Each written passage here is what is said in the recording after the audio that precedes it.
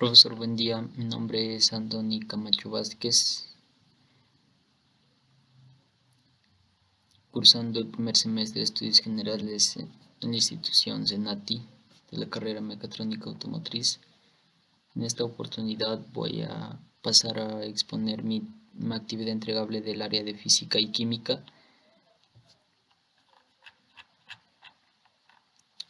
En la situación 1 nos dice que por la demanda del servicio de Internet aumentado, la empresa Comontel instalará 125 torres de comunicación en los distritos del Cusco. Para ello fue necesario transportar tubos de acero galvanizado de 8,5 pulgadas de diámetro desde la ciudad de Arequipa a Cusco, haciendo uso del servicio de un camión que demoró 9 horas 40 minutos en recorrer 513,3 kilómetros.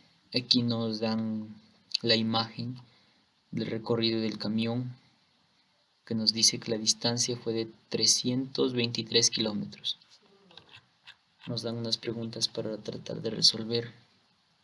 En la pregunta A nos dice si el diámetro interno del tubo de acero galvanizado es de 197,5 milímetros, ¿cuál es el espesor del tubo? El espesor del tubo está graficado, el diámetro interno también, el diámetro externo. Para eso separamos los datos aquí en una parte. Nos dice que el diámetro interno es desde 197,5 milímetros y el diámetro externo es de 8,5 pulgadas y el espesor que no sabemos que vamos a hallar. Para eso vamos a convertir las pulgadas a milímetros, que nos daría un resultado de 215,9 milímetros. Luego de eso reemplazamos en la fórmula del espesor, que vendría a ser que el espesor es igual al diámetro externo menos el diámetro interno sobre 2. Entonces aquí, realizando la operación, nos da 9,2 milímetros.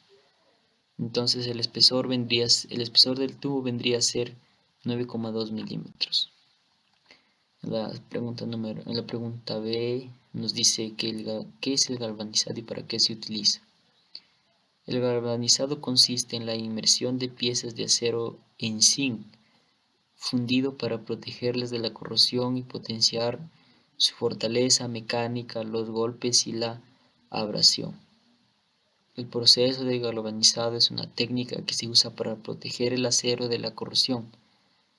En la siguiente pregunta C nos dice cuál fue la rapidez del camión.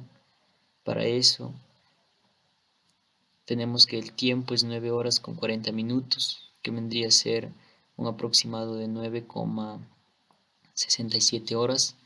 La distancia, que vendría a ser 513,3 kilómetros.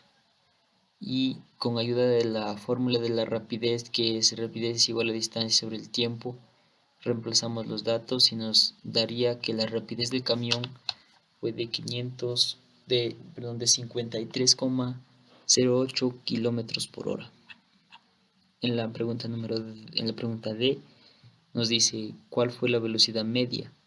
Para eso usamos la fórmula que nos da aquí, que vendría a ser la fórmula que vamos a utilizar para llegar a la velocidad media. La distancia final, que es 323 kilómetros, menos la distancia inicial, que es 0. El tiempo final, 9,67 kilómetros. Horas, menos el tiempo inicial, que es 0 horas. Y nos vendría a ser que la velocidad media es de 33,40 kilómetros por hora. La velocidad media del camión fue de 33,40 kilómetros por hora. En la última pregunta, en la E de la situación 1, nos dice: la rapidez y la velocidad tienen el mismo resultado. Sustente su respuesta. La rapidez se refiere a la distancia que recorre un objeto en un tiempo determinado, ya que se calcula tomando la distancia recorrida y dividiéndola por el tiempo. La rapidez es una magnitud escalar. En cambio, la velocidad se refiere al intervalo de tiempo que le toma a un objeto desplazarse hacia una dirección determinada. Al involucrar la dirección o sentido del movimiento, la velocidad es una magnitud vectorial.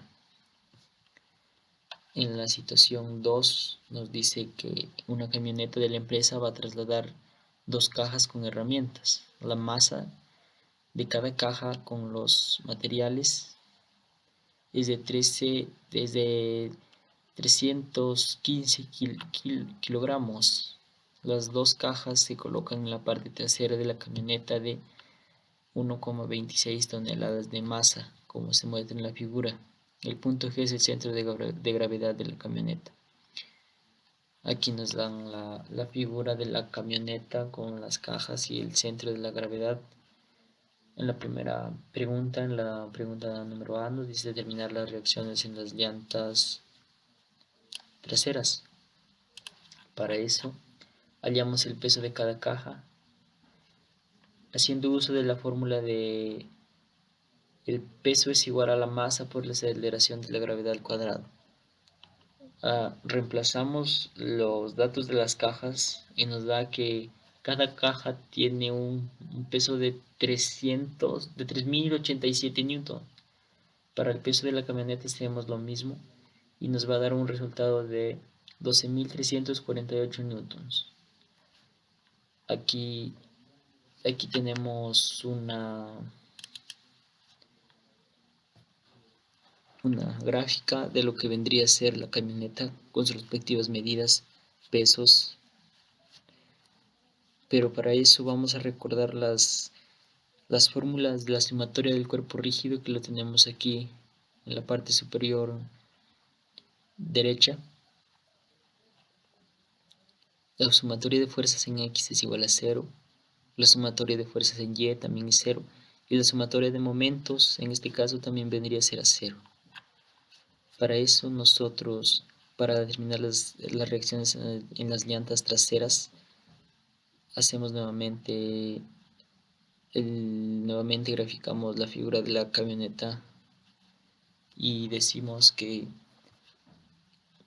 bueno, aquí en el problema no nos da una medida de la camioneta. Para eso hemos aliado, si todo esto mide 4,5 metros, lo hemos restado, la suma de los datos que tenemos aquí nos da 0,57 metros, que vendría a medir esta parte de aquí de la camioneta. Para hallar las reacciones en las llantas traseras, aquí tenemos unas líneas verdes, que es la reacción en A y la reacción en B. Reacción en A y la reacción en B. Para eso aplicamos la sumatoria de momentos en B, que nos va a dar igual a 0. Todos estos datos lo obtenemos del problema. 3087 newtons por 3,57 metros menos la reacción en A por 3 metros más 3087 newtons por 2,05 metros más el peso de la camioneta, que vendría a ser 12.348 newtons por 1,2 metros es igual a 0. Desarrollando todo este ejercicio, todo nos vendría a ser que las reacciones en A es igual a 10.907,4 newtons. Respuesta: las reacciones en las llantas traseras son de 10.907 newtons y en cada una de ellas, de las llantas, es de 5.453,7 newtons. Solamente dividimos entre 2 y nos vendría a resultar este resultado de aquí, cada una de las llantas. En la última pregunta nos dice determinar las reacciones en las llantas delanteras. Para ello vamos a aplicar la sumatoria de fuerzas en el eje X. Con ayuda de una tabla nos dice que cuando las fuerzas van hacia abajo es negativo y cuando las fuerzas van hacia arriba es positivo. Como las fuerzas van hacia abajo, en este caso va a ser negativo. Entonces aquí lo tenemos negativo y aquí también.